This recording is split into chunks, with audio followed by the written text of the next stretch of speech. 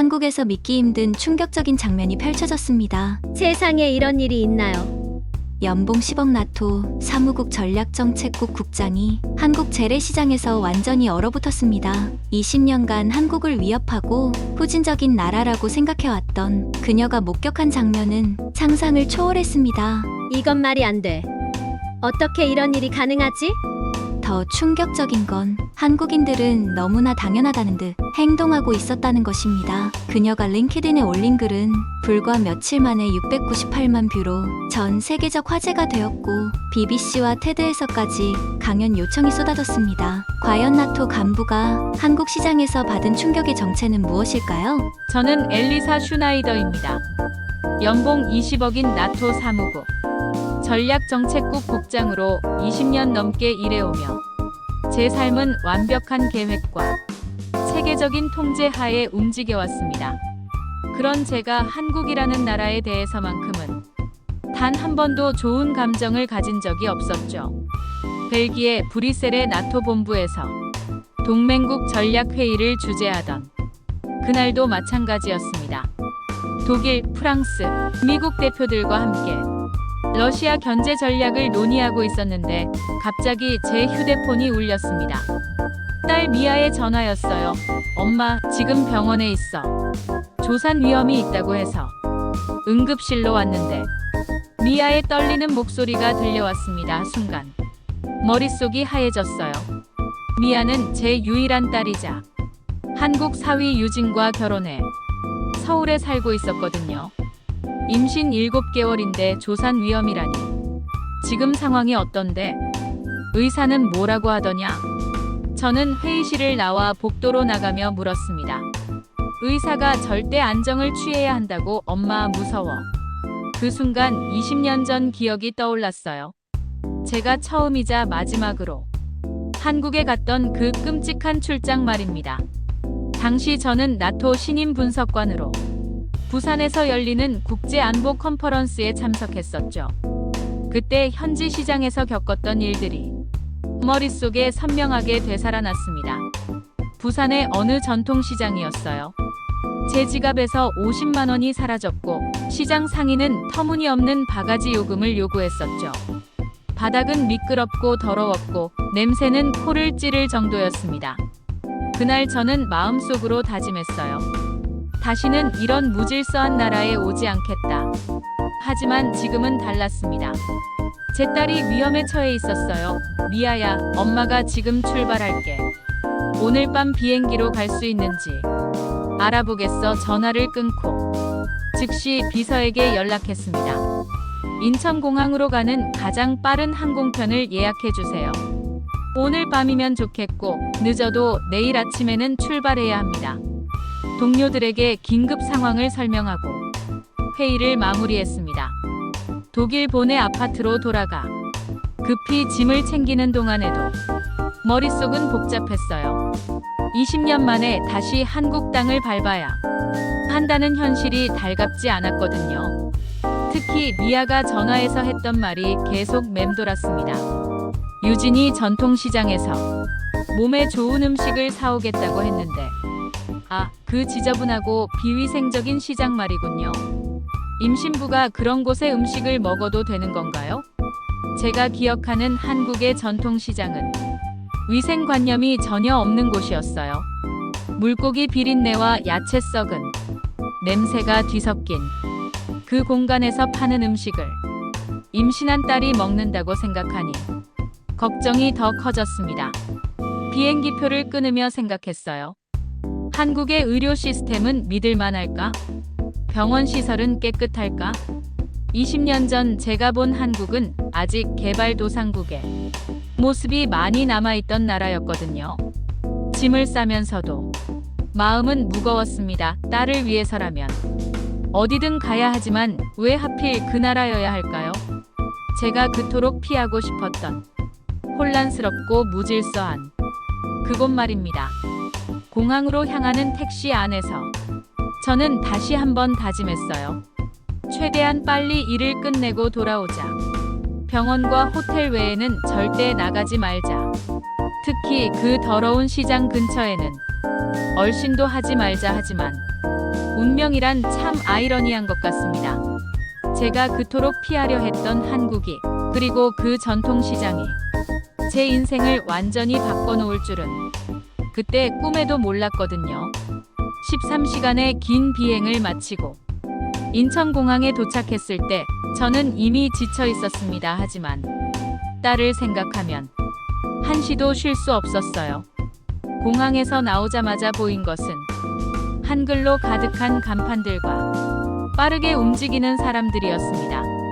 택시를 탔는데 기사분이 영어를 전혀 못하시더군요. 다행히 병원 주소를 미리 한글로 적어놨던 덕분에 무사히 도착할 수 있었습니다. 택시 안에서 창밖을 보니 20년 전과는 확실히 달라 보였어요. 고층 빌딩들이 즐비하고 도로도 넓어졌더군요. 병원에 도착해 미아를 만났을 때 안도감이 밀려왔습니다. 다행히 상태가 많이 안정되었다고 하더군요. 하지만 절대 안정이 필요하다며 최소 2주는 더 있어야 한다고 했습니다. 그때 사위 유진이 나타났어요. 키가 크고 인상이 선한 한국 남자였는데 영어를 꽤 잘했습니다. 어머님, 오시느라 고생 많으셨습니다. 미아가 많이 좋아졌어요. 고맙습니다. 그런데 응급 상황인데 왜 병원 전화를 3번이나 돌려야 했죠? 이 나라 응급 시스템이 그렇게 훌륭하다면서요? 유진의 표정이 약간 어색해졌어요. 죄송합니다. 한국어로 먼저 전화했다가 영어 가능한 직원을 찾느라 시간이 걸렸던 것 같습니다. 저는 속으로 생각했어요. 역시나 체계가 허술하군. 미아가 저를 보며 말했습니다. 엄마, 유진이가 전통시장에서 몸에 좋은 미역국 재료랑 과일들을 사오겠다고 하는데 그 순간 제 안에 잠들어 있던 분노가 폭발했어요. 시장에 정말로 임신부가 그런 비위생적인 곳의 음식을 먹어도 된다고 생각하는 거예요? 유진이 당황한 표정을 지었습니다. 어머님, 한국의 전통시장은 전통시장이라고 하지 마세요. 저는 20년 전에 경험해봤어요. 더럽고 냄새나고 도둑질까지 당했거든요. 위생검사 같은 건 있기나 한가요? 어머님, 유진이 말을 시작하려 했지만 저는 계속했습니다. 체계도 없고 관리 감독도 없는 그런 곳에서 파는 음식을 임신한 제 딸이 먹는다고요? 절대 안 됩니다. 병실 안이 순간 조용해졌어요. 미아가 걱정스러운 눈빛으로 저를 바라봤고 유진은 뭔가 말하고 싶어 했지만 참고 있는 것 같았습니다. 다음 날 유진이 조심스럽게 제안했어요. 어머님, 시간 되실 때 근처 시장 구경이라도 같이 하시겠어요? 어머님이 걱정하시는 부분을 직접 보시면 시장 구경이라고요? 저는 코웃음을 쳤습니다. 20년 전이나 지금이나 별 차이 없을 거예요. 혼란스럽고 더럽고 냄새나는 곳일 테니까요. 하지만 딸을 위해서라면, 그리고 사위가 그렇게 자신있게 말하는 것을 보니 궁금하기도 했어요. 혹시 정말 많이 바뀐 걸까요? 좋습니다. 하지만 15분만이에요. 제가 예상한 대로라면 15분도 견디기 힘들 테니까요. 시장으로 향하는 길에 저는 마음의 준비를 했습니다. 20년 전 그 끔찍한 기억들이 다시 반복될 거라고 생각했거든요. 미끄러운 바닥, 역한 냄새, 시끄러운 소음, 그리고 질서라고는 찾아볼 수 없는 혼란. 그런데 시장 입구에 도착했을 때 제 눈앞에 펼쳐진 모습을 보고 잠시 멈춰 서야 했습니다. 입구 옆에 설치된 손 소독제 디스펜서가 보였어요. 그것도 하나가 아니라 여러 개나, 그리고 마스크 자판기까지 있었습니다. 심지어 공기청정기까지 돌아가고 있더군요. 이게 뭐죠? 저는 유진을 바라보며 물었습니다. 코로나19 이후로 설치된 방역시설들이에요. 이제 한국의 모든 전통시장에는 이런 기본 시설들이 갖춰져 있습니다. 저는 손 소독제를 한번 눌러봤어요. 깨끗한 젤이 나왔고 알코올 냄새가 났습니다. 마스크 자판기도 정상적으로 작동하고 있었고요. 이건 제가 알던 아시아 시장이 아니야. 하지만 아직 속단하기는 이르다고 생각했어요. 겉모습만 바뀌었을 뿐 안으로 들어가면 여전히 그 혼란스러운 모습일 거라고 말이죠. 시장 안으로 발걸음을 옮기는 순간 저는 또 한 번 충격을 받았습니다. 제가 기억하고 있던 전통시장의 모습과는 완전히 달랐거든요. 우선 바닥이 달랐어요. 20년 전 제가 경험했던 미끄럽고 물기 가득한 바닥이 아니라 물기 하나 없이 말끔하게 정리된 타일 바닥이었습니다. 제가 하이힐을 신고 걸어도 전혀 미끄러질 위험이 없어 보였어요. 어머님, 조심하세요. 유진이 말했지만 조심할 필요가 없을 정도로 바닥이 깨끗했습니다. 더 놀라운 건 상인들이었어요. 아침 일찍인데도 이미 여러 명이 자발적으로 청소를 하고 있었습니다. 어떤 아주머니는 자신의 가게 앞을 걸레로 닦고 있었고 다른 상인은 진열대를 정리하고 있었어요. 제 눈에 가장 놀라웠던 건 분리수거 시설이었습니다. 독일에서도 분리수거에 철저한 편인데 이 시장의 분리수거 구역은 그에 못지않게 체계적으로 구성되어 있었어요. 종이, 플라스틱, 일반 쓰레기가 명확하게 구분되어 있었고 각각의 표지판도 한글과 영어로 병기되어 있었습니다. 이건 어떻게 된 거죠? 저는 유진에게 물었습니다. 한국의 전통시장들은 2000년대 들어 대대적인 현대화 작업을 거쳤어요. 특히 위생과 안전 부분에서는 정부의 엄격한 기준을 충족해야 하거든요. 저는 여전히 믿기지 않았어요. 하지만 냄새는 어쩔 수 없을 거 아니에요. 생선이랑 야채가 썩는 냄새 말이에요. 그런데 시장을 돌아다니면서 느낀 건 제가 예상했던 그런 역한 냄새가 전혀 나지 않는다는 거였어요. 물론 생선 비린내나 김치 냄새 같은 것들은 있었지만 그것들이 불쾌하게 섞여 있지 않았습니다. 오히려 각각이 고유한 향을 유지하고 있었어요. 어느 생선 가게 앞을 지날 때였습니다. 제가 코를 찌푸리며 지나가려 하자 상인 아저씨가 영어로 말을 걸었어요. 웰컴, 프레시 피시 터데이. 영어를 하는 상인에게 놀랐지만 더 놀라운 건 그 가게의 위생 상태였습니다. 생선들이 얼음 위에 깔끔하게 정렬되어 있었고 가게 바닥도 물 한 방울 없이 깨끗했어요. 상인은 일회용 장갑을 끼고 있었고 손님이 만진 생선을 다시 정리할 때마다 새 장갑으로 갈아 끼우더군요. 독일의 일부 수산시장보다 더 깔끔하잖아. 저는 속으로 중얼거렸습니다. 유진이 제 표정을 보더니 미소를 지었어요. 어머님, 어떠세요? 아직 더 봐야겠어요. 저는 여전히 경계를 늦추지 않았습니다. 한두 곳이 깨끗하다고 해서 전체가 그런 건 아닐 테니까요. 과일 가게를 지나는데 상인 아주머니가 포도송이를 하나하나 닦고 있었어요. 그것도 깨끗한 천으로 말이죠. 사과들은 하나하나 광이 날 정도로 반질반질했고 포장지도 깔끔했습니다. 채소 가게에서는 상추를 씻어서 물기를 제거한 뒤 비닐 포장하고 있었어요. 당근은 흙 하나 묻어있지 않았고 양파는 크기별로 정확하게 분류되어 있었습니다. 저는 점점 혼란스러워졌어요. 제가 20년 전에 경험했던 그 무질서하고 지저분한 시장은 도대체 어디 간 거죠?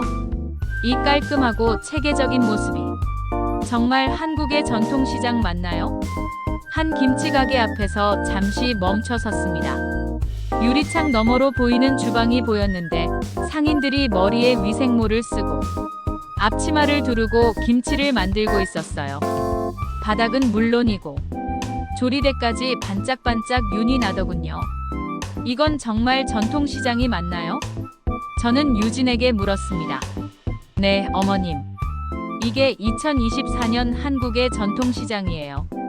저는 여전히 완전히 믿을 수는 없었어요. 하지만 눈앞에 펼쳐진 현실을 부정할 수도 없었습니다. 제가 가지고 있던 편견이 얼마나 틀렸는지 조금씩 깨닫기 시작했거든요. 그때까지만 해도 저는 이것이 시작에 불과하다는 걸 몰랐습니다. 앞으로 경험하게 될 일들이 제 인생관을 완전히 바꿔놓을 거라는 것도 말이죠. 시장을 더 깊숙이 들어가면서 저는 또 다른 의문이 생겼습니다. 이렇게 물건들이 노출되어 있으면 도난 위험이 높을 텐데 보안은 어떻게 하고 있는 걸까요? 과일 가게를 지나다가 눈에 띈 것이 있었어요. 샤인머스켓이 한 송이에 5만 원이라는 가격표를 달고 그냥 진열대에 놓여 있었습니다. 독일 돈으로 35유로 정도 되는 비싼 과일인데 아무런 보안 장치 없이 그냥 두는 거예요. 저 비싼 포도를 저렇게 그냥 둬도 되나요? 저는 유진에게 물었습니다. 괜찮아요. 어머님, 여기서는 그런 일이 거의 없거든요. 저는 고개를 저었어요. 말이 안 돼요. 저렇게 값비싼 걸 아무 보안 장치 없이 둔다니. 조금 더 가니까 금은방이 나왔습니다. 제 눈이 휘둥그레졌어요. 금목걸이며 반지며 값비싼 장신구들이 그냥 진열장에 놓여 있었거든요. 물론 유리창은 있었지만 그렇게 두꺼운 것도 아니었고 특별한 보안 시설도 보이지 않았어요. 이건 정말 이해할 수 없어요. 독일이라면 최소한 경보장치라도 있을 텐데. 그때 수산물 코너를 지나게 됐는데 더욱 놀라운 광경이 펼쳐졌습니다. 킹크랩이 그냥 얼음 위에 올려져 있었어요. 가격을 보니 한 마리에 15만 원이었습니다. 100유로가 넘는 비싼 식재료인데 아무나 가져갈 수 있게 되어 있더군요. 유진 씨, 정말 궁금한데요. CCTV라도 있나요? 유진이 주위를 둘러보더니 말했습니다. 물론 있어요. 하지만 그것보다 더 효과적인 보안이 있죠. 뭐가 있다는 거죠? 사람들의 시선이요. 여기서는 모든 상인들이 서로를 알고 있고 단골 손님들도 대부분 얼굴을 익히고 있어요. 누군가 이상한 행동을 하면 금방 눈에 띄거든요. 저는 코웃음을 쳤습니다. 그런 원시적인 방법이 현대식 보안 시스템보다 효과적이라고요? 바로 그때였어요. 한 아주머니가 급하게 뛰어오는 게 보였습니다. 손에는 지폐 몇 장을 들고 있었어요. 아저씨, 아저씨. 아주머니가 과일 가게 주인을 불렀습니다. 왜 그러세요? 아까 사과 사면서 2만 원 줬는데 거스름 돈을 잘못 주셨어요.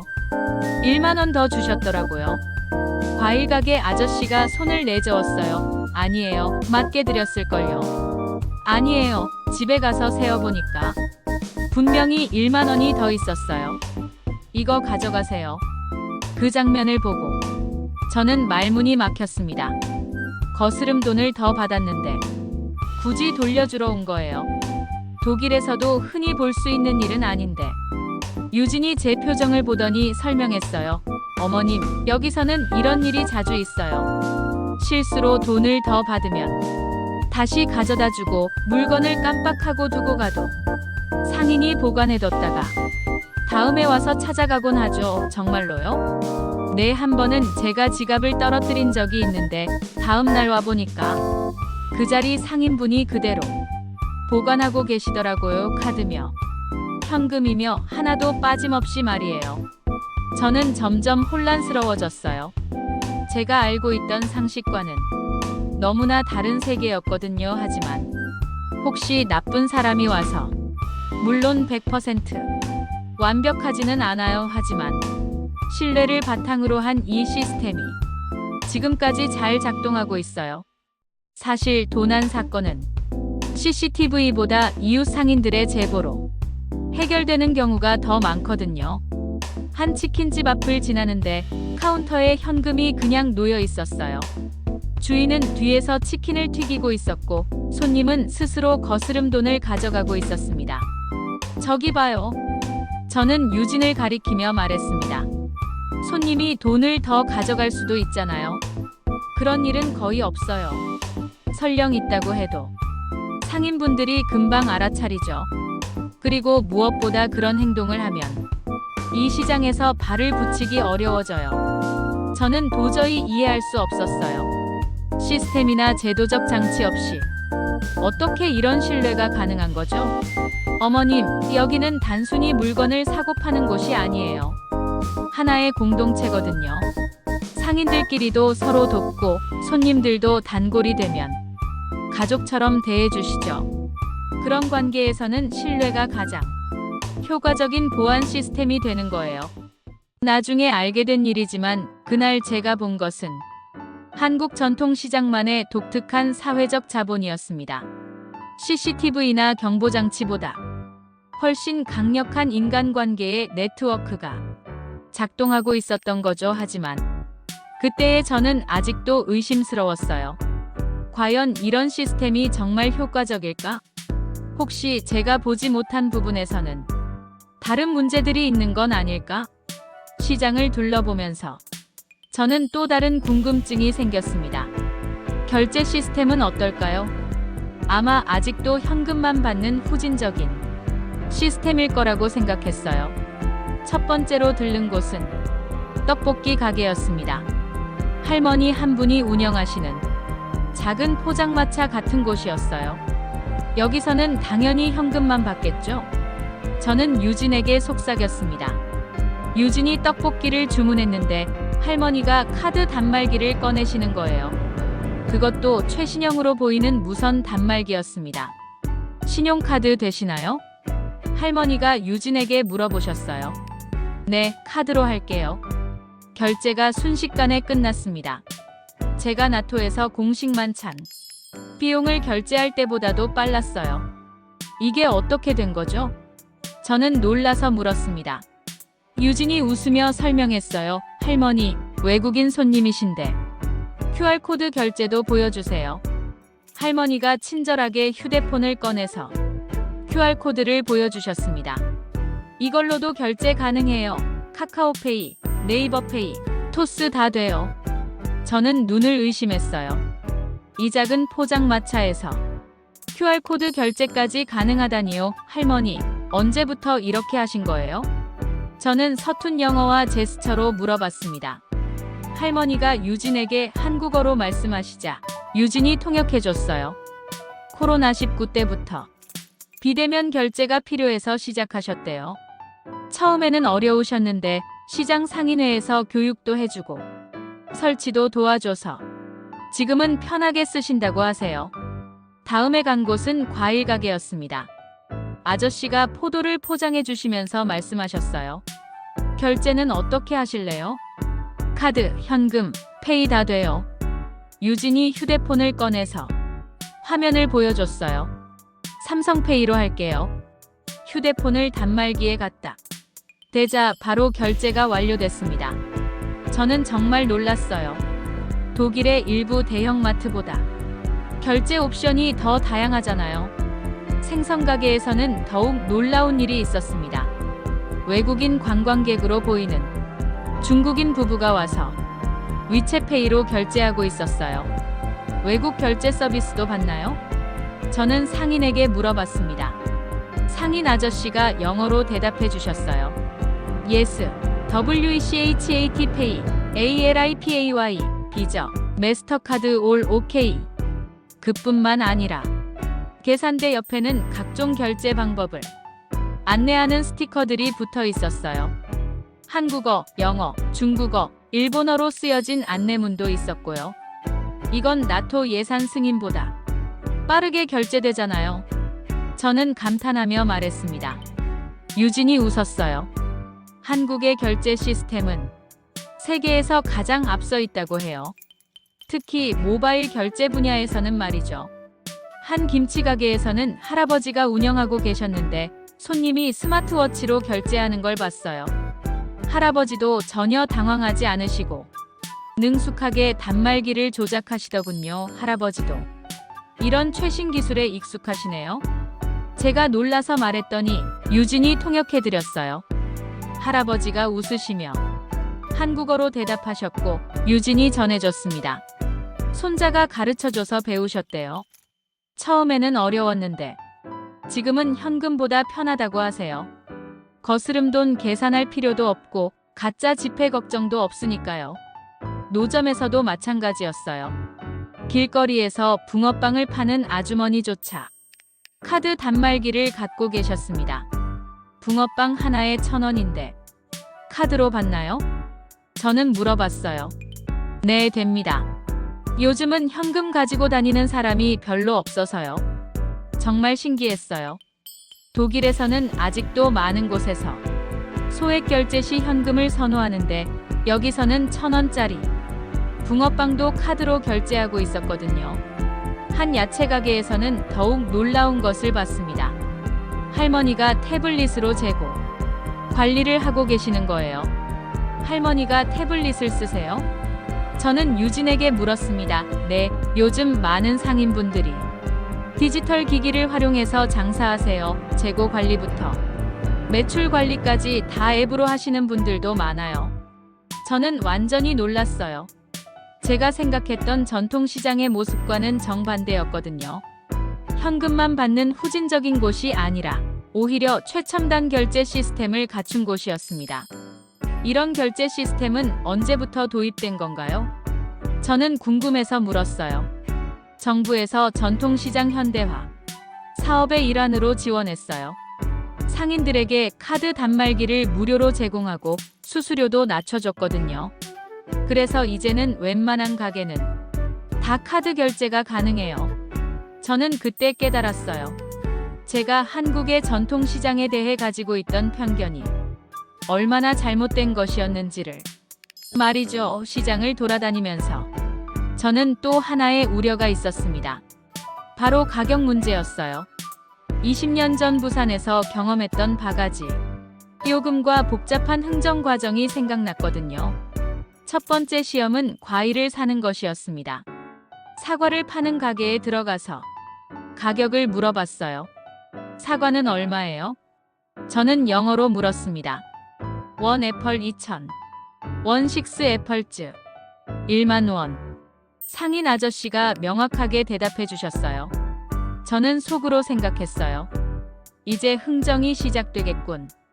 아마 처음에는 비싸게 부르고 나중에 깎아주겠지. 흥정 가능한가요? 저는 조심스럽게 물어봤습니다. 아저씨가 고개를 저으시며 웃었어요.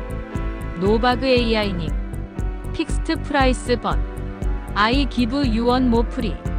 그러더니 6개를 담아주시고는 하나를 더 넣어주시는 거예요. 프리? 왜요? 저는 놀라서 물었습니다. 유진이 설명해줬어요. 어머님, 여기서는 대부분 정찰제예요. 대신 덤을 주는 문화가 있어서 많이 사시면 조금 더 넣어드리곤 하죠. 저는 이해할 수 없었어요. 흥정 없이 정찰제라고요? 그럼 바가지 요금은 어떻게 피하죠? 바가지 요금이 거의 없어요. 가격이 다 공개되어 있고 주변 가게들과 비슷하거든요. 경쟁이 치열해서 터무니없이 비싸게 받을 수가 없어요. 다음에 들른 건어물 가게에서도 마찬가지였습니다.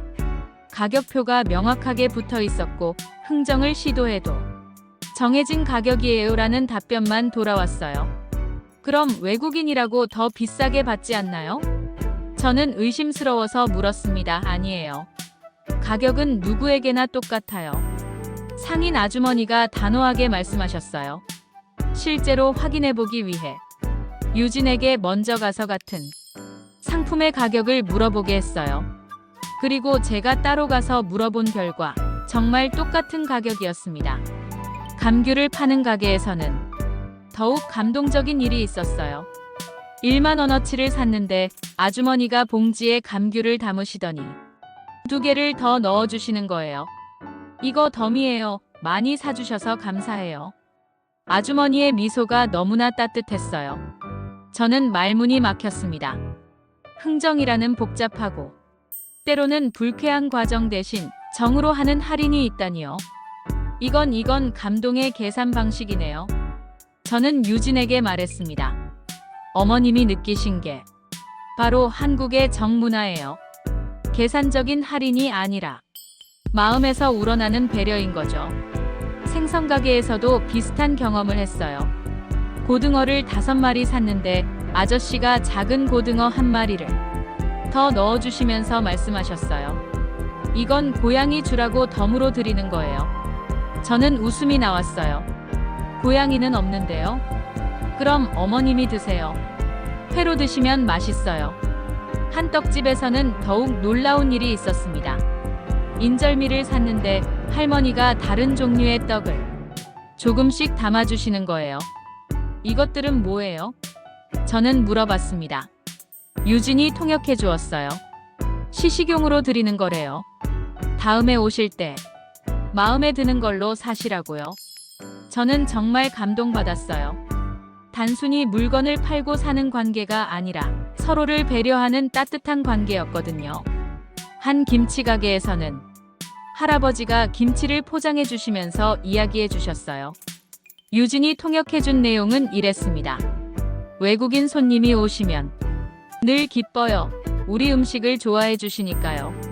그래서 조금이라도 더 드리고 싶은 마음이에요. 저는 20년 전 부산에서의 경험과 비교하지 않을 수 없었어요. 그때는 바가지 요금의 불친절한 서비스를 받았는데 지금은 정반대의 경험을 하고 있었거든요. 유진 씨, 정말 궁금한데요. 20년 전에는 어땠을까요?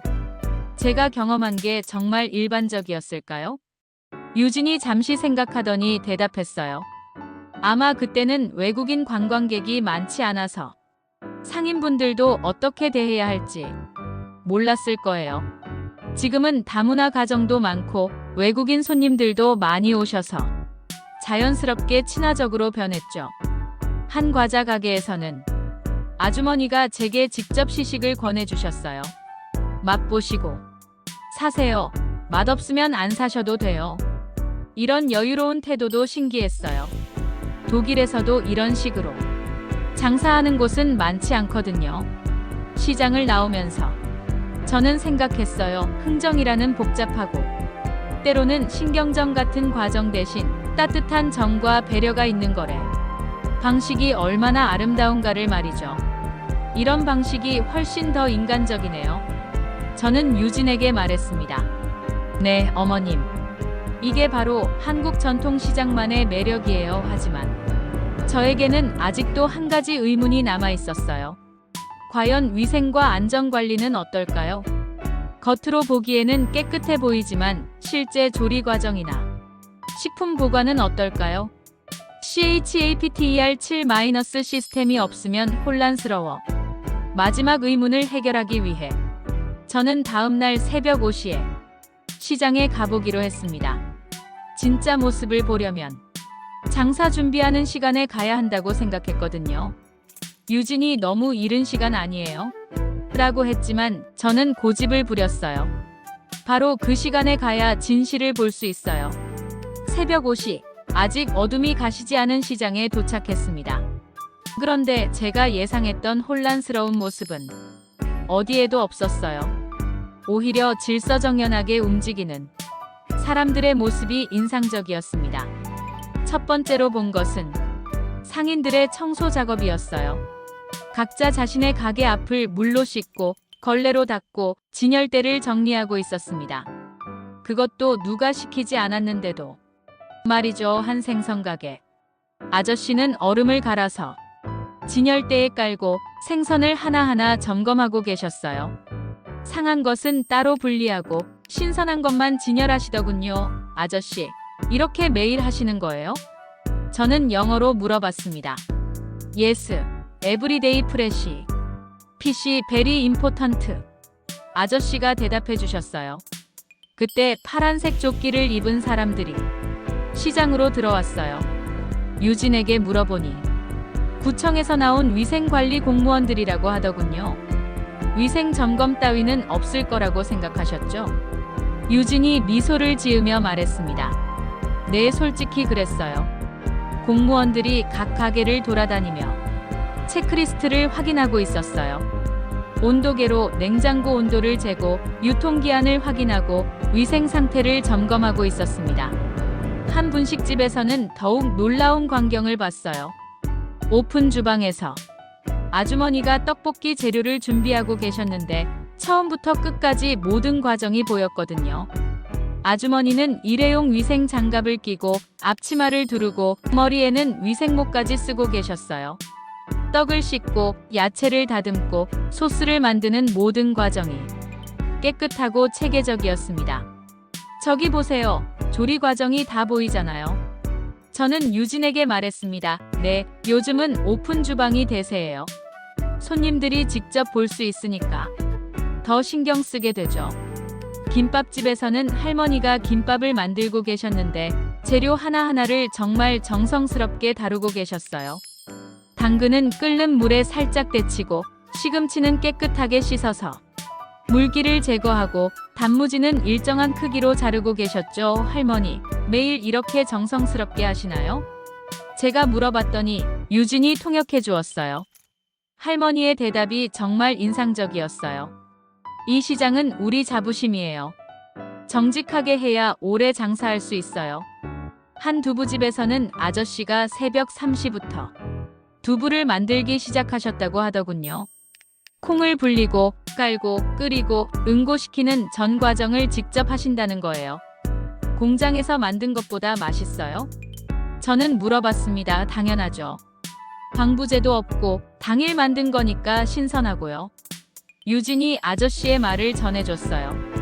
야채 가게에서는 아주머니가 시든 잎사귀를 하나하나 제거하고 계셨어요. 상추는 잎사귀마다 점검하시고 무는 흙을 깨끗하게 씻어내시고 당근은 크기별로 분류하고 계셨습니다.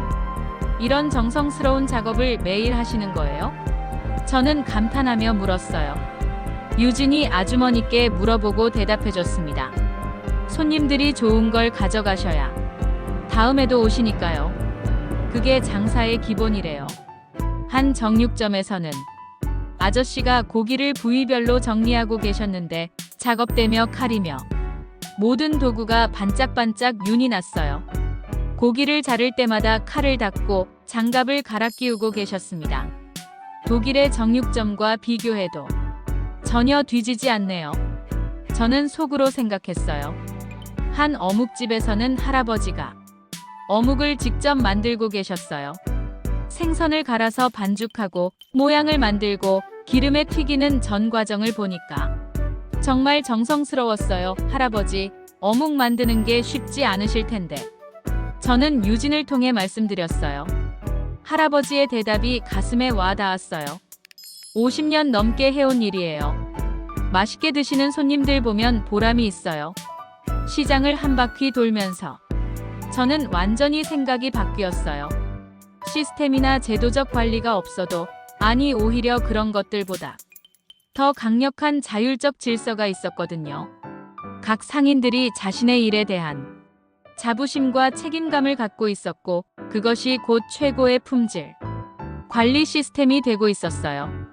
유진 씨, 이제 이해가 돼요. 저는 말했습니다. 규칙이나 감시로 관리하는 게 아니라 자발적인 책임감으로 움직이는 거네요. 맞아요, 어머님. 이게 바로 한국 전통시장의 진짜 힘이에요. 저는 그때 깨달았어요. 제가 평생 믿어왔던 시스템과 제도가 모든 것을 해결한다는 생각이 얼마나 편협했는지를 말이죠. CHAPTER 8- 신뢰의 경제.